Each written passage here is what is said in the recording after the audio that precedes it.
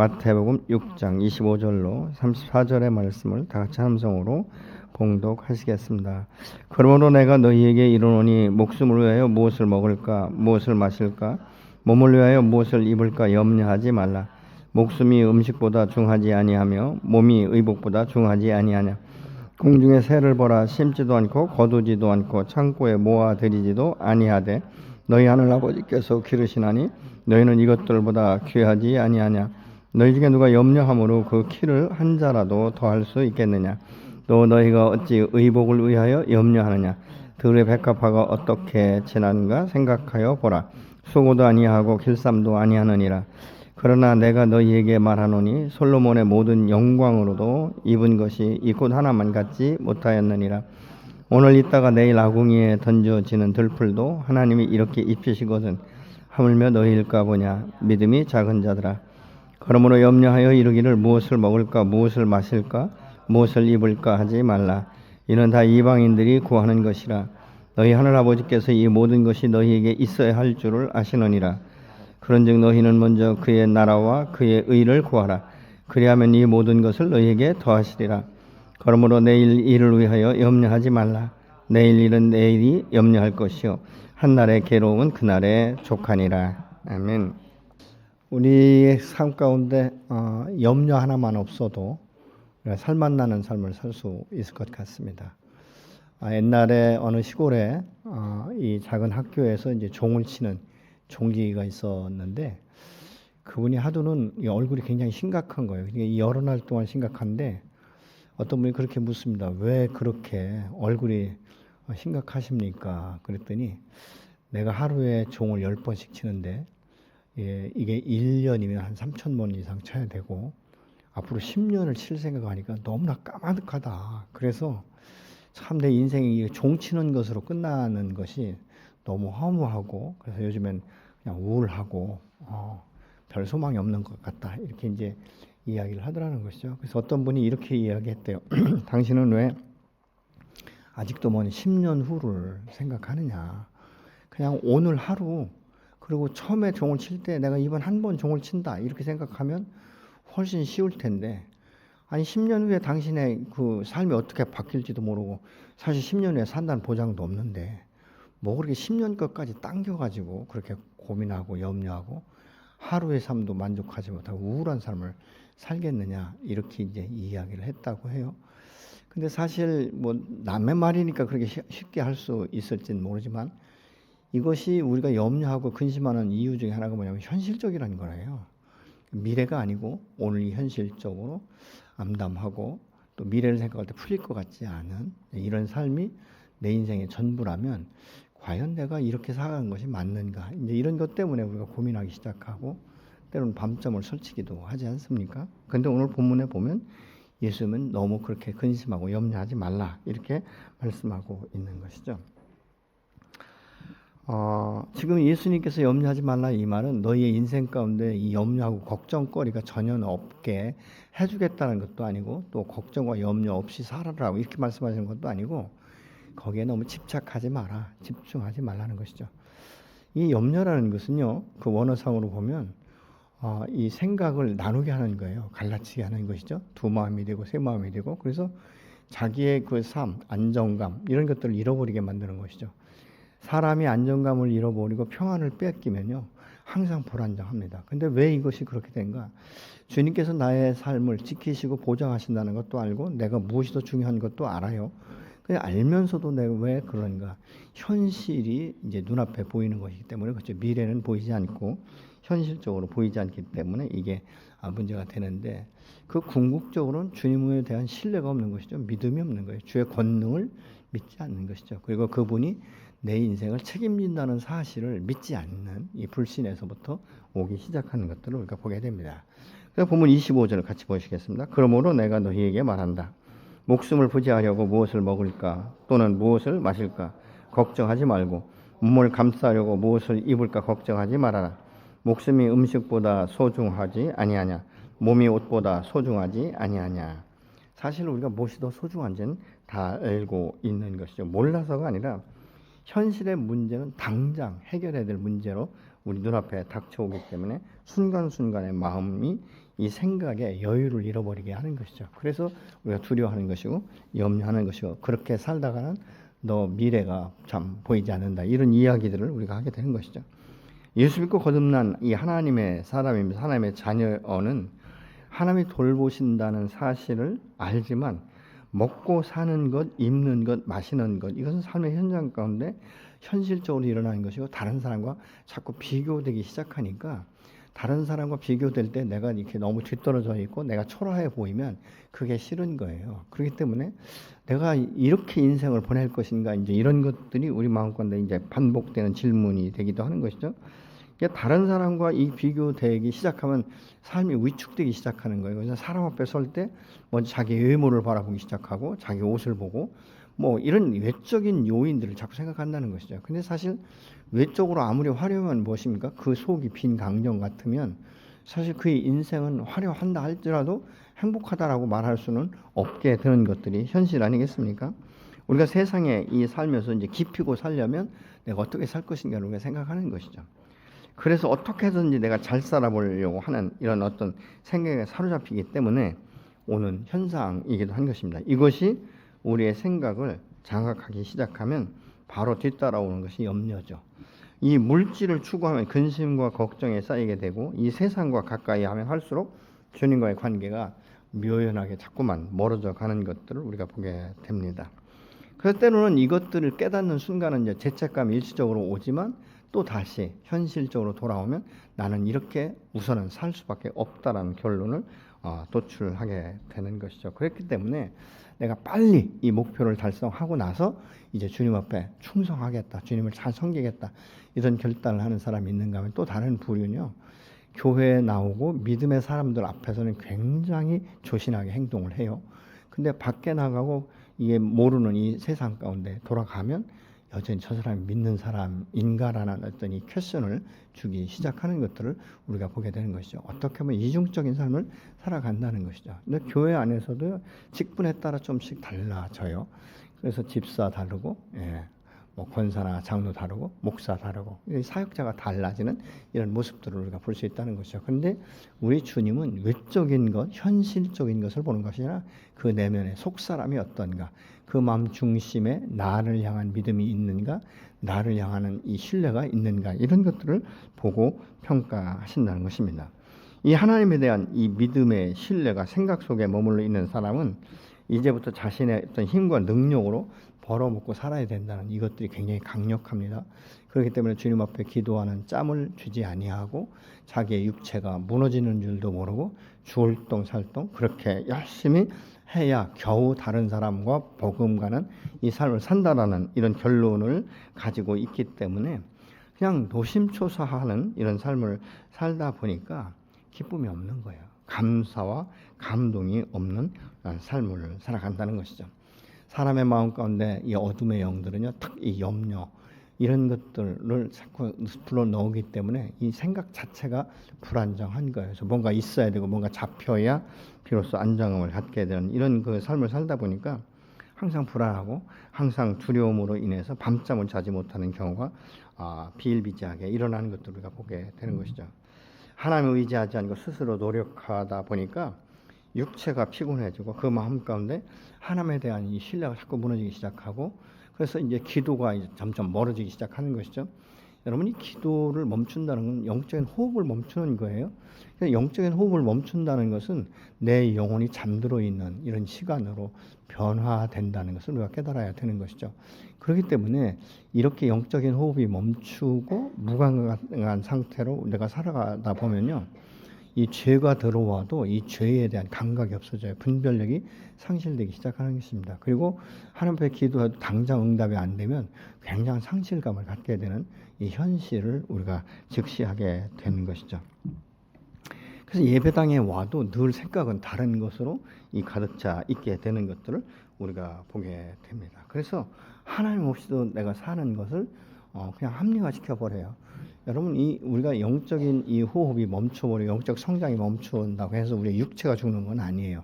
그러니까 많은 사람들이 착각하는 것이 내가 육신적으로 살아가는데 별 지장이 없기 때문에 내가 하나님과의 관계에 이 교제가 끊겼다는 사실을 인지하지 못합니다. 그냥 내가 육신이 살아있으면 그냥 살아있는 것으로 생각하고 막연하게나마 하나님은 내 편이시고 나를 붙들고 계시다는 이런 생각들을 막연하게 하는 거예요. 근데 실제적인 삶 가운데서는 하나님의 뜻과 무관한 삶을 살아가는 것이죠. 왜냐하면 하나님의 뜻을 구하지 않으니까 하나님의 뜻이 무엇인지를 몰라요. 그리고 열심히 살고 열심히 일하다가 나중에 문제가 생겨버리면 그다음부터 이제 하나님 편하가 기도하기 시작하거든요. 근데 이 기도라는 것이 갑자기 되는 건 아니지 않습니까? 그러니까 조금 하다가 자기가 생각한 대로 이루어지지 않으면 바로 하나님도 내 기도 듣지 않는다 이런 생각을 쉽게 하는 거예요. 그래서 우리가 이 기도할 때 착각하는 게 뭔지 아십니까? 예수님께서는 제자들에게 주기도문으로 말씀하실 때 뭐죠? 하나님 아버지 내 뜻대로 마옵시고 아버지의 뜻이 이루어지기를 원합니다. 이렇게 기도하고 있어요. 그런데 우리의 오늘날의 기도는 아버지와 당신의 뜻대로 마옵시고 내 뜻대로 이루어지기를 원합니다라고 지금 기도하는 경우가 하나가 많다 그 말입니다. 이 말은 무슨 말입니까? 하나님 중심이 아닌 내 중심의 기도를 하고 있다는 거예요. 그러니까 내가 잘 먹고 잘 살고 잘 되고 그래서 모든 것들이 풀어지는 인생을 살기를 원하는 그런 목적이 되기 때문에 하나님의 뜻과 무관한 이 기도를 하다 보니까 응답이 되지 않는 거예요. 여러분 하나님께서 우리를 축복하시고 우리에게 응답하시는 것은 무엇인가? 하나님의 나라가 임하고 하나님의 영광을 위해서 우리가 주님 앞에 기도하고 그 삶을 통해서 내 자신이 드러나는 것이 아니라 나가 되는 것들이 하나님의 은혜인 것처럼 나의 삶을 통해서 하나님의 사람이 어떻게 되어지는지를 보여주기를 하나님 원하세요. 근데 그 누구를 통해서? 믿음의 사람. 저와 여러분을 통해서 이런 현상들을 밖으로 드러내기를 원하시는 분이 하나님이신 줄로 믿으시기 바랍니다. 그렇기 때문에 하나님께서 우리에게 언약의 말씀을 주실 때 그 언약을 성취하기 원하시는 분도 나보다 하나님이 더 강렬한 거예요. 근데 우리가 이거에 대해서 깨닫지 못하니까 무감각해지니까 이거 자기의 인생을 스스로 살려고 하다 보니까 다른 사람에 비해서 때로는 무능력하게 보이는 것이고 뭐 기도해도 소용이 없다, 별 볼 일 없다 이런 생각을 하는 거예요. 근데 우리가 가만히 천천히 돌아보십시오. 우리가 적어도 신앙생활을 10년 이상 했으면 기도는 30분에서 1시간 이상씩은 할 수 있어야 되는 거예요. 근데 여러분 어떻습니까? 그렇게 되십니까? 기도가? 늘 기도하시는 분들도요. 한 100일 정도만 기도를 딱 멈춰버리면요. 감각이 무뎌지기 시작합니다. 분별력이 없어요. 근데 참 묘한 것은요. 자기가 믿음이 있는 척을 해요. 마치 자기의 이야기를 하면서도 하나님의 음성인 것처럼 말한단 말이죠. 그러니까 이런 부분은 뭐냐면 자기를 자기가 속이는 거예요. 어떻게 속습니까? 자기가 스스로 속이는 것이 아니라 내 안에는 어둠의 것들이 나를 속게 만드는 거예요. 내 눈을 가려버리는 거예요. 그러니까 분별력이 상실되는 것이죠. 여러분 우리가 말할 땐 다 하나님은 살아계시고 전능하시고 내 아버지가 되시고 내 편이라는 걸 다 인정합니다. 근데 실질적인 삶 가운데 이게 인정이 되지 않는 거예요. 그러니까 무엇입니까? 물질을 모아도 내 열심으로 모아야 되는 것이고 내가 어떤 그 물질의 모음도 분명히 자기의 목표가 있는 거예요. 그러니까 그것을 이루어야 되는 것처럼 이렇게 착각하다 보니까 뭐가 없냐? 범사에 감사가 없어요. 은혜를 잃어버리는 거예요. 사람이 은혜를 잃어버리면요 감사가 없어요. 그래서 자기가 지금 어떤 것에 딱 이렇게 필이 꽂히면 거기에 집중하게 되는 것이에요. 심지어는 때로는 교회 출석조차도 하지 않는 이런 그 모습들을 우리가 볼 수 있지 않습니까? 그러면 주님께서는 오늘 말씀하시죠. 공중에 나는 새를 봐라. 창고도 없고 그런데 그 새가 잘 먹고 살지 않느냐 이렇게 이야기해요. 근데 그러면 이 새가 하나님께서 공급하시니까 입만 벌리고 있으면 되는가? 그게 아니에요. 새는 일용할 양식으로 해서 새도 나름대로 노력을 하는 것이죠. 날아다니는 것이고 그래서 자기의 먹잇감을 찾아다니는 것이죠. 그리고 때로는 둥지를 틀지 않습니까? 근데 이 새는 둥지를 지으면서도 이렇게 둥지를 지으면 이 둥지가 무너질까 이런 생각하지 않는다는 거예요. 항상 그 일을 하면서도 자기의 일에 최선을 다하는 이런 그 모습을 우리가 볼 수 있게 되는 것이죠. 그래서 우리가 예수 믿는다고 해서 무조건적으로 축복을 받느냐? 그렇지 않다는 거예요. 우리가 할 일을 해야 된다는 것이죠. 그런데 왜 염려하느냐? 미래의 것들을 당겨서 자꾸 생각하니까 우리가 염려한다는 것이죠. 그래서 그날의 것들은 그날에 족한 줄 알아. 오늘 은혜 받고 내가 오늘 감사하고 오늘 내가 풍성한 이 삶을 살아갈 때 내일에 대한 희망이 생기는 거예요. 여러분 오늘 너무 힘들고 너무 지쳐버리면 내일이란 이 단어에 대해서 기대감이 없어요. 그러니까 아침에 일어날 때요. 이렇게 은혜를 생각하고 감사하면서 잠드는 사람은요. 내일이 기대가 돼요. 아, 내일은 하나님께서 내 인생을 어떻게 풀어가실까? 하나님께서 내 기도를 어떻게 응답하실까? 이런 생각을 하는 거예요. 근데 부정적인 생각을 하는 사람은 내일이 안 왔으면 좋겠다. 왜요? 내일도 새로운 소망이 없기 때문에. 그렇지 않습니까? 여러분 어떠십니까? 아침에 일어날 때마다 소망이 생기십니까? 오늘 하나님께서 내게 행하실 일들을 기억하고 오늘 내게 주신 말씀들을 붙들고 이 말씀이 어떻게 이루어지는지를 여러분 기대하면서 소망 가운데 인내하고 그렇게 사십니까? 어느 순간부터 우리가 은혜를 잃어버리면 항상 하나님에 대한 기대감보다는 세상에 대한 원망과 자기 자신의 무능력과 이것을 어떻게 극복해야 될까를 하나님의 뜻에 따라서 하는 것이 아니라 내 뜻대로 되기를 원하는 거예요. 여러분 우리가 때로는 그렇기 때문에 지혜로운 것 같지만 굉장히 무지한 삶을 살아가는 거예요. 여러분 세상에 아무리 많은 것들을 취한다 할지라도 내 영혼의 기쁨을 잃어버리면 그건 기쁨이 아니에요.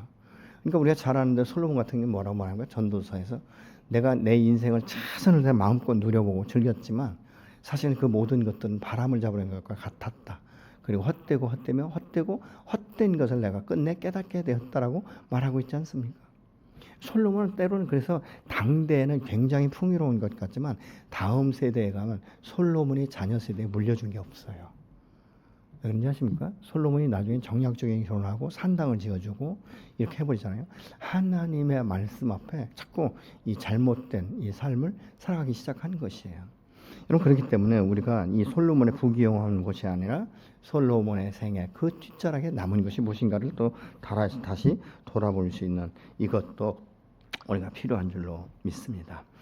우리가 이 먹고 사는 이 문제나 이런 것들에 대해서 저축도 하고 다 해야 되는 거예요. 그 주님께서 내일을 위해서 저축도 하지 말고 일도 하지 말고 이거 아니에요. 내일을 위해서 저축도 해야 되는 것이고 일도 해야 되는 것이고 다 필요한 거예요. 그런데 거기에 집착하지 말라는 거예요. 그것이 너의 인생의 최종적인 목적지가 아니라고 지금 말씀하고 있는 것이죠. 그렇기 때문에 거기에 집착하다가 하나님을 잃어버리면 안 되기 때문에 항상 주께서는 말씀하시잖아요.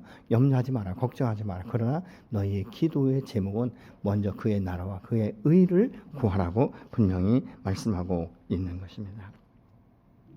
여러분 이 불신자들도 하나님의 존재를 인정하는 사람들이 개중에는 있어요. 그런데 그들이 인정하는 것은 막연한 이 신적 존재의 가능성을 이야기하는 것이고 여러 신 중에 한 신으로만 생각하는 것이지 우리처럼 내 죄를 사하시고 나의 인생을 새롭게 풀어가시고 새로운 생명을 주신 영원하신 하나님, 나의 벗이시면서 나의 주인이 되시고 나의 인도자가 되시는 하나님에 대해서는 전혀 모르게 되는 것들을 우리가 볼 수 있게 되는 것이죠. 하나님은 내 죄를 사하기 위해서 당신의 독생자 예수 그리스도를 이 땅 가운데 보내셨고 말씀이 육신이 되어 이 땅 가운데 오신 그 주님은 의로우신 분이에요. 점도 흠도 없는 죄가 전혀 없는 분이십니다. 그럼에도 불구하고 십자가에 달리신 것은 누구 때문이 아니에요. 그때 예수를 십자가 못 박던 사람은 너의 죄 때문에 내가 죽는다라고 말하고 있지만 사실적으로는 그게 아니지 않습니까? 그 손가락질한 자들의 죄를 위해서 대신 죽으신 것이죠. 근데 그 예수를 우리가 믿으면 뭐가 달라집니까? 우리는 옛사람과 새사람으로 분리되는 것을 우리가 보죠. 십자가가 분기점이 되는 거예요. 그 갈라디아 2장 20절 말씀처럼 십자가의 예수님이 죽으신 것과 내가 예수를 믿는 순간에 내가 예수와 함께 죄에 대해서는 죽는 자가 되는 것 아니겠습니까? 그리고 3일 만에 부활해서 새로운 생명을 얻은 것처럼 내가 새 사람이 되는 것이죠. 그래서 고린도후서 5장 17절은 뭐라고 말합니까? 보라 이전 것은 지나갔으니 새 것이 되었다라고 말하고 있지 않습니까? 우리의 삶 가운데 예수 믿고 나서 가장 먼저 변화된 것이 가치관이에요.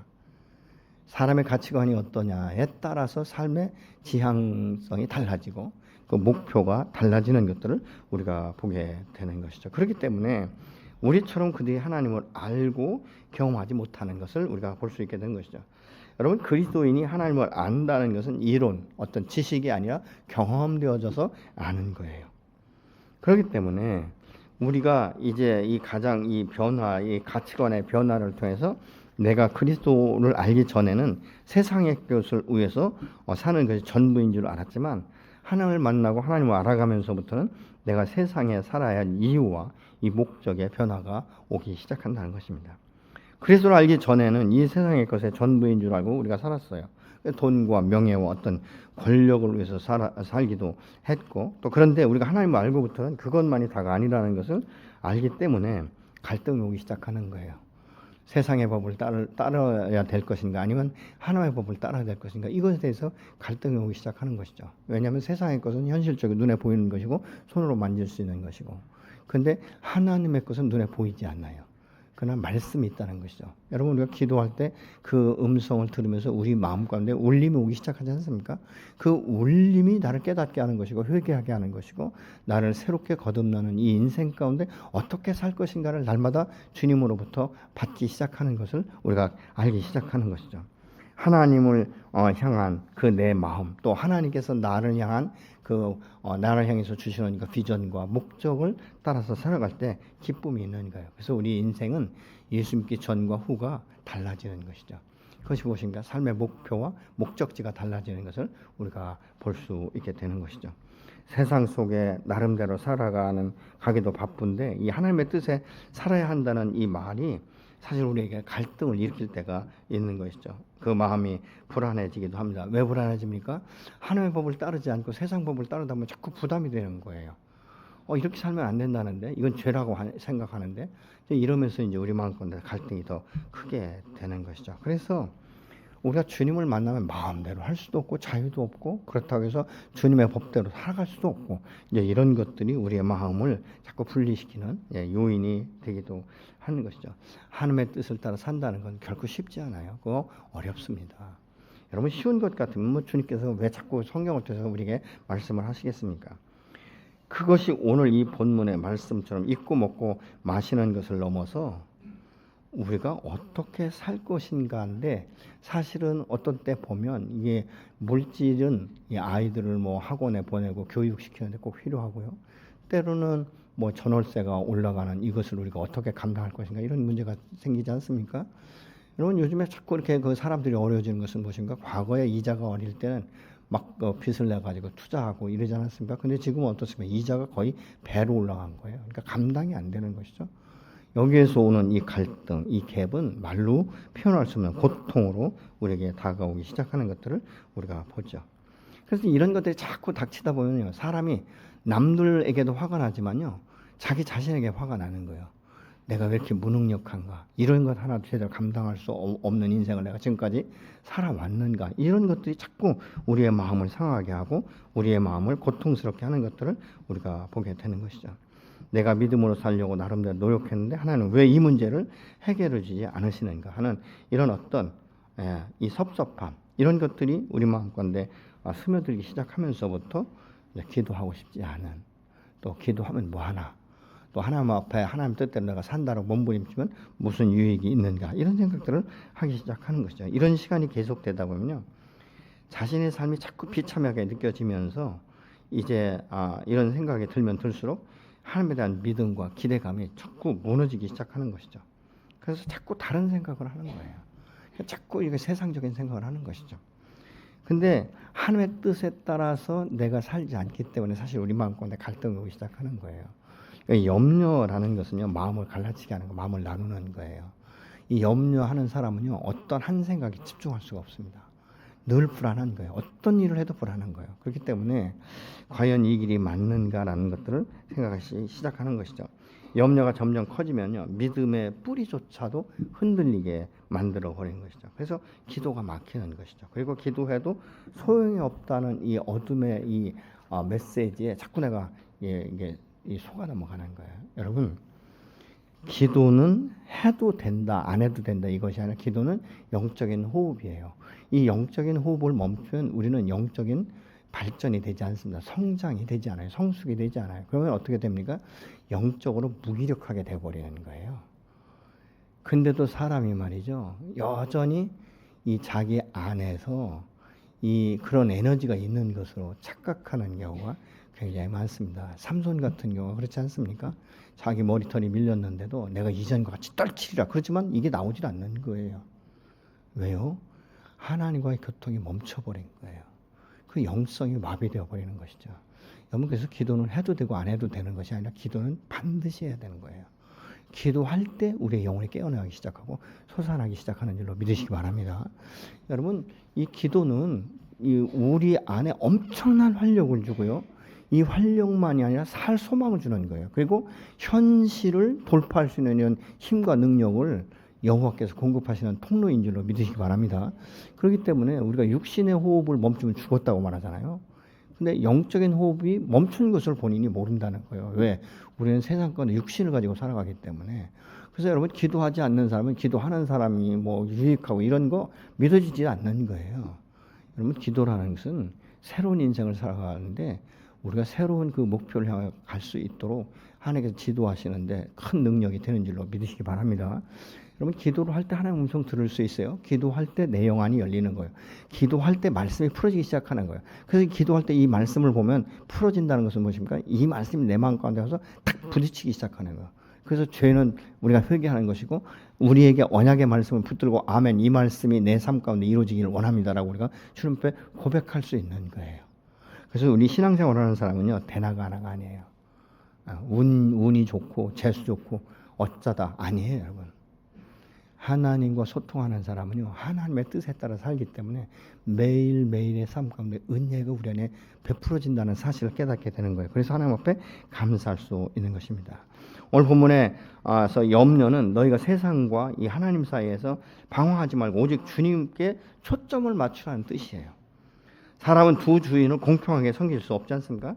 그래서 주님, 이 재물과 하나님을 겸하여 섬길 수 없다. 무슨 얘기입니까? 어느 쪽으로도 온전하지 못하다는 것이죠. 여러분, 우리가 누가복음 그 10장 39절 42절에도 보면요, 예수님 앞에 마리아는 그 앞에 딱 앉아서 주님의 말씀을 경청하고 있어요. 근데 마르다는 얼마나 이 예수님이 귀한 손님이세요. 그러니까 막 차리느라고 정신 없어요. 막 차리다 보니까 자기 혼자 펄펄 뛰는 거예요. 근데 자기 동생은 나와보지도 않는 거예요. 쉽게 얘기하면 코빼기도 안 들이는 거예요. 그러니까 너무 화가 나니까 예수님이 대화하시는 중에 문을 확 열고 얘기하잖아요. 주님, 생각 좀 해봐요. 나 혼자 지금 반찬 이렇게 차리고 있는 나는 정신이, 나는 당신의 말씀을 듣기 싫어서 안 듣는 줄 아세요? 내가 당신을 위해서 이렇게 하기 때문에 내가 힘들어서 바빠서 못하는 거니까 저 동생 좀 내보내세요. 이렇게 이제 주님 앞에 말하지 않습니까? 그때 예수님이 딱 한마디 하십니다.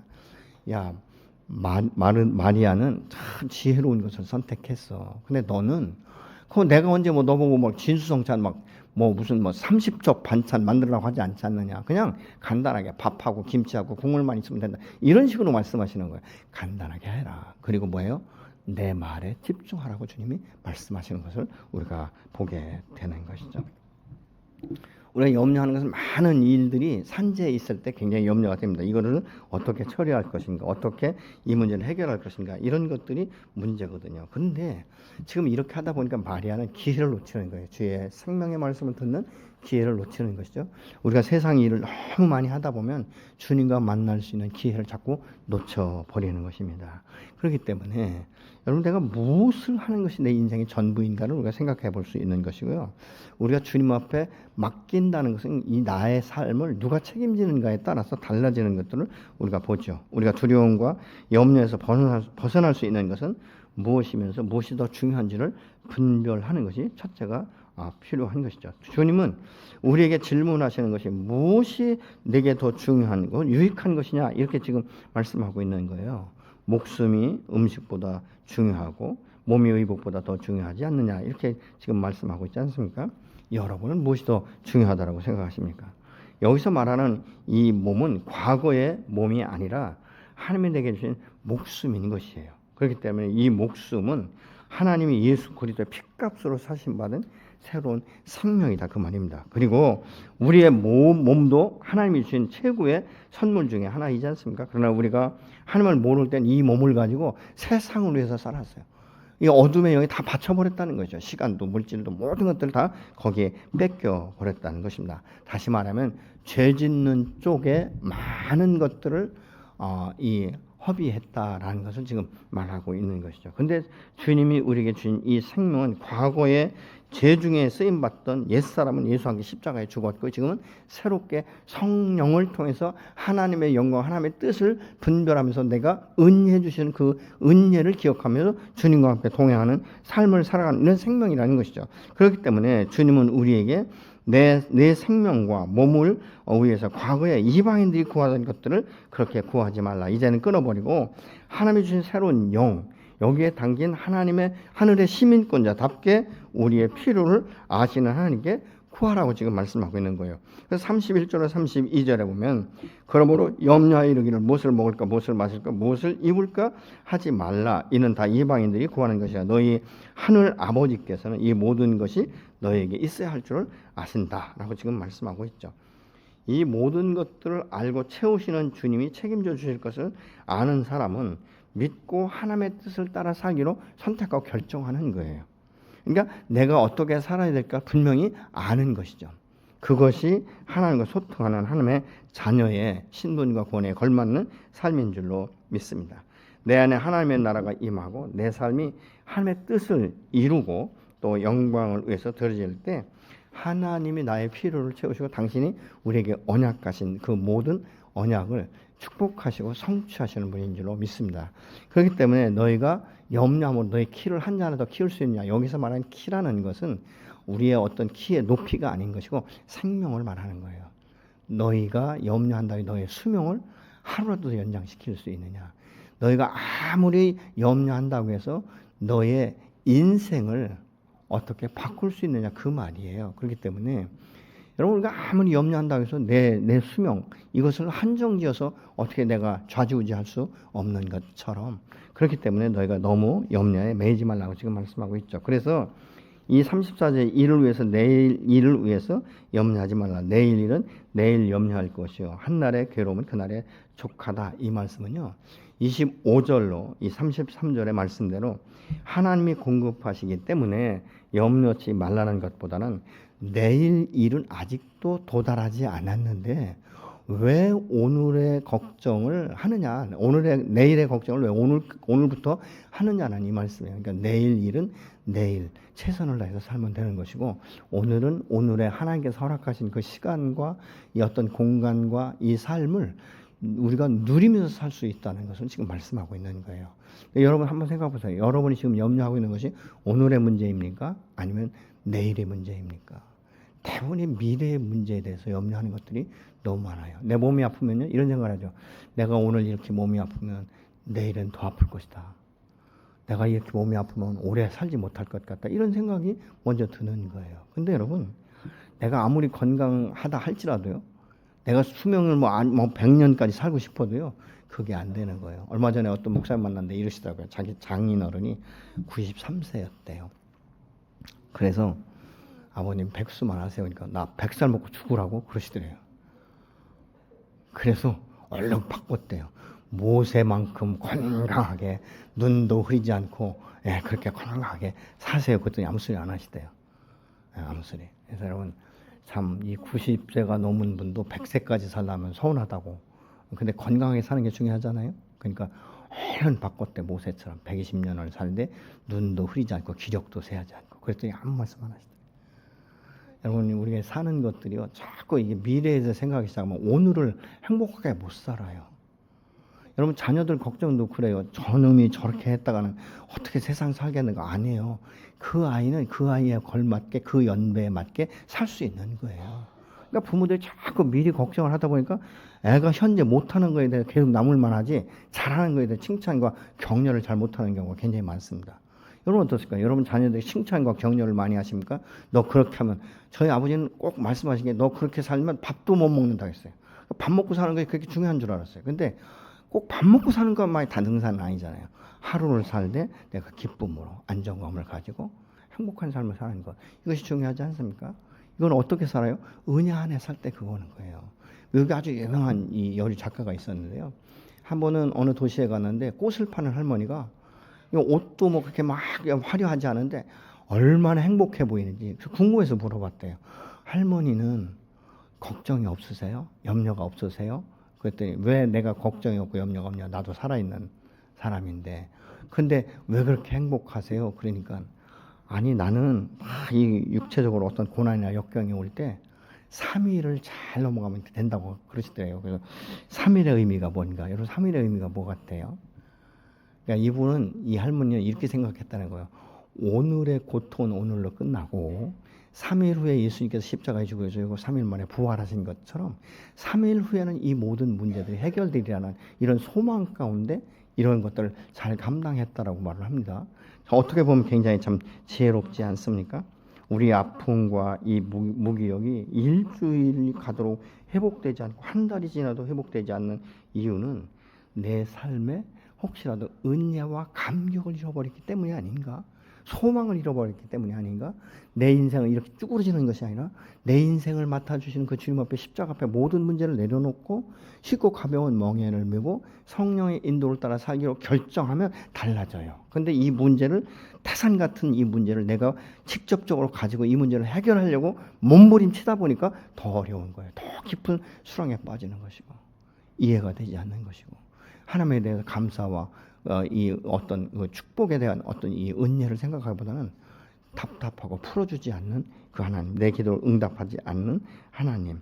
그래서 이 하나님에 대해서 원망이 시작되기 시작한다는 것이죠. 그래서 우리는 때로는 이런 고통과 염려, 두려움 가운데 빠질 때 한번 자신을 정직하게 돌아보는 이것들이 필요하다는 것이죠. 그래서 지금 이 작가가 말하는 것은 그것입니다. 우리가 어떻게 하면 좋은가? 다시 강조하는 것은 대안이 딱 하나인데 은혜를 회복해야 된다는 거예요. 여러분 은혜에 대한 이 감격을 회복해야 되는데 나는 왜 이 모양인가?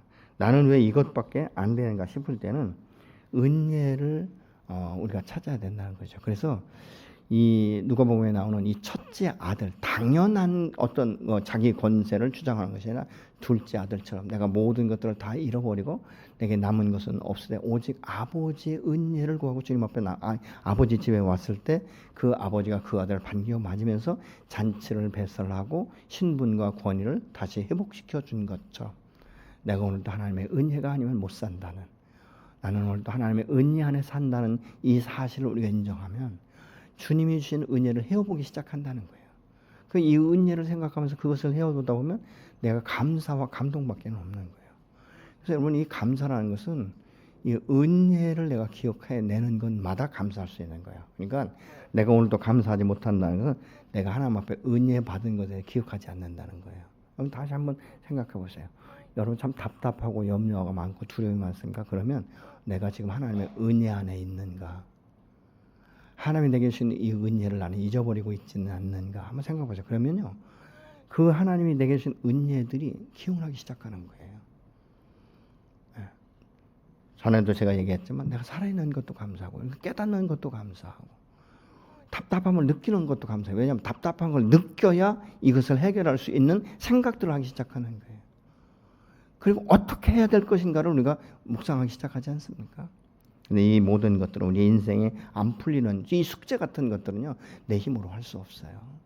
내 능력으로 할 수 없습니다. 그렇기 때문에 살아계신 하나님, 전능하신 하나님, 나를 위해 십자가에 죽으신 그 예수의 이름을 가지고 하나님 앞에 나가 맡길 때 하나님의 나의 모든 것의 공급자가 되셔서 능력이 되시고 나를 회복시킨다는 그 권세가 있다는 것을 우리가 인정하면서 주님 앞에 나갈 때 우리의 영혼이 자유롭게 풀어지기 시작하고 하나님의 은혜가 감동되기 시작하고 내 안에 찬양이 나오기 시작하고 감사가 넘치는 이 삶으로 우리를 회복시키시는 분이 바로 여호와 하나님이신 줄로 믿으시기 바랍니다. 그렇기 때문에 여러분 염려의 날이 길어지고 두려움의 날이 길어지고 근심의 날이 길어지도록 우리가 거기에 묶이는 것은 하나님의 그 뜻이 아니고 어둠의 영의 유혹이며 그 어둠이 내 마음을 장악하는 것인 줄로 여러분 발견하시고 바로 주님 앞에 나가서 어둠을 제압하시고 결박하고 파쇄하는 그리고 돌파할 수 있는 힘을 달라고 주님 내게 능력을 주십시오. 주님 내게 은혜를 더하여 주시고 내 하나님 앞에 내가 오늘 또 감사하는 이 삶 기도신 죄에 대해서 회개하는 이 삶 그래서 하나님 나의 영혼을 소성시키시고 의의 길로 갈 수 있도록 나를 붙잡아 주십시오. 이렇게 주님 앞에 기도할 때 하나님께서 내 인생을 바꾸시고 후에 반드시 간증하는 사신 여호와 전능하신 여호와를 여러분의 삶과 인생 가운데 경험되지고 경험하는 여러분을 통해서 여러분의 가정이 풀어지고 사업이 풀어지고 건강이 회복되는 역사가 있어질 줄로 믿습니다.